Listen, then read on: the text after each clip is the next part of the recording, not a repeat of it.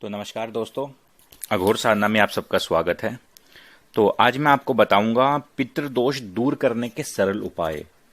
और जब पितृदोष किसी के घर पर होता है तो क्या क्या नुकसान होता है और हम कैसे पता करें कि हमारे ऊपर पितृदोष होता है, क्या संकेत होते हैं पितृदोष के। तो चलिए अब मैं आपको बताता हूं घर में पितृदोष का पता कैसे लगाएं। पितर एक अदृश्य देवीय शक्ति है। भौतिक रूप से इनका कोई अस्तित्व ना होने से पितृदोष की सीधी पहचान करना बहुत मुश्किल होता है, किंतु घर में होने वाली घटनाओं के आधार पर पितृदोष के विषय में अनुमान अवश्य लगाया जा सकता है। घर में पितृदोष होने पर सबसे पहले इसका प्रभाव घर के पशुओं पर आने लगता है। पशु बीमार होने लगते हैं, दूध देना बंद कर देते हैं, पशु की मृत्यु तक हो जाती है। इसके अतिरिक्त पितृदोष का सीधा प्रभाव घर के वाहन जैसे बाइक, कार आदि पर भी पड़ता है। वाहन का बार बार एक्सीडेंट हो जाना घर में पितृदोष को प्रकट करता है।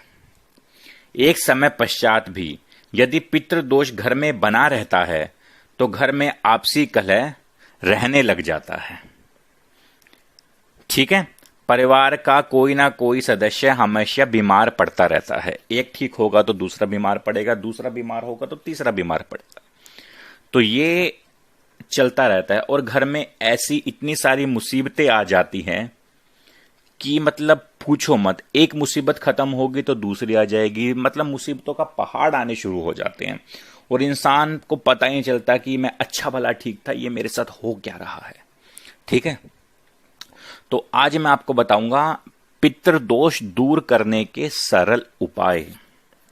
तो सब चलिए शुरू करते हैं। सबसे पहले तो एक कांसे का कटोरा लेकर उसे सूखी राख से अच्छे से साफ कर लें, क्योंकि कांसे का कटोरा जो होता है वो सूखी राख से या मिट्टी से अच्छी तरह ही साफ होते हैं। बाकी आप उसे बर्तन धोने वाले साबुन से साफ करोगे तो वो साफ नहीं होते कभी भी। ठीक है, इस कटोरे के मध्य भाग में अपने हाथ की बीच की 2 उंगलियों से घी द्वारा स्वास्तिक बनाएं। इस स्वास्तिक के ऊपर 5 रुपए का सिक्का रख दें। अब इस कटोरे को गेहूं द्वारा भर दें। दोबारा बता रहा हूं, ध्यान से सुन लेना। एक कटोरे के मध्य भाग में अपने हाथ के बीच की 2 उंगलियों से घी द्वारा स्वास्तिक बनाएं। इस स्वास्तिक के ऊपर 5 रुपए का सिक्का रख दें। अब इस कटोरे को गेहूं द्वारा भर दें। एक बिना पानी वाला नारियल जिसे हिलाने पर उसमें आवाज आती हो लेकर इसके ऊपर एक सफेद कपड़े को लपेट दें। इस नारियल को कपड़े को इस कटोरे के ऊपर रख दें। घर में एक ऐसे स्थान का चुनाव करें जो पूजा स्थल से बिल्कुल अलग हो और थोड़ा ऊंचाई पर हो।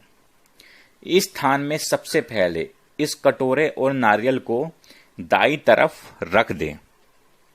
एक मिट्टी के घड़े में पानी भरकर इसे भी इस स्थान पर बाईं तरफ रख दें।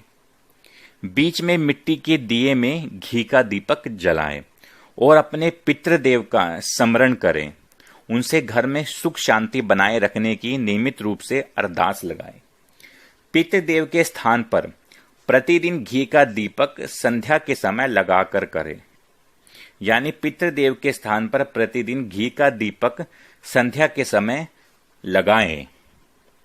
यह कार्य परिवार का मुखिया करे तो बहुत ज्यादा सर्वोत्तम माना जाता है। मुखिया की अनुपस्थिति में कोई भी इस दीपक को जला सकता है। घर की महिलाएं इस कार्य को करते समय घूंघट जरूर करें। ठीक है, पितृदेव के इस स्थान पर एक पर्दा लगाएं। दीपक लगाते समय पर्दा हटा दें। बाद में दीपक बुझने पर फिर से पितृदेव के इस स्थान पर पर्दा ढक दे। यह कार्य नियमित 41 दिनों तक करने से घर में सुख शांति आने लगती है। परिवार के पितृदेवों को इस कार्य से बल मिलता है और वह प्रसन्न होते हैं। 41 दिनों के बाद यदि आप चाहे तो इस कार्य को रेगुलर कर सकते हैं। अगर आप बंद करना चाहते हैं तो बंद कर सकते हैं। समय समय पर घड़े का पानी बदलते रहें। कांसे के पात्र के गेहूं को 5 रुपए के सिक्के और नारियल को भी बदलते रहें। नारियल और 5 रुपए को आप किसी मंदिर में चढ़ा सकते हैं, गेहूं को पक्षियों को खिला सकते हैं, जल को सीधा किसी पौधे में डाल सकते हैं। घर से पितृदोष दूर होने का यह सबसे प्रभावी उपाय है। इस उपाय से पितृदेव प्रसन्न होते हैं और घर में खुशहाली आने लगती है। इस कार्य के साथ साथ अमावस्या के दिन पितृदेव की पूजा करें और उन्हें भोग अर्पित करें। पितृपक्ष आने पर ब्राह्मण को भोजन कराकर वस्त्र व दक्षिणा पितृदेव के नाम से अर्पित करें, जिससे घर में सुख शांति आती है और हमेशा खुशहाली बनी रहती है घर में।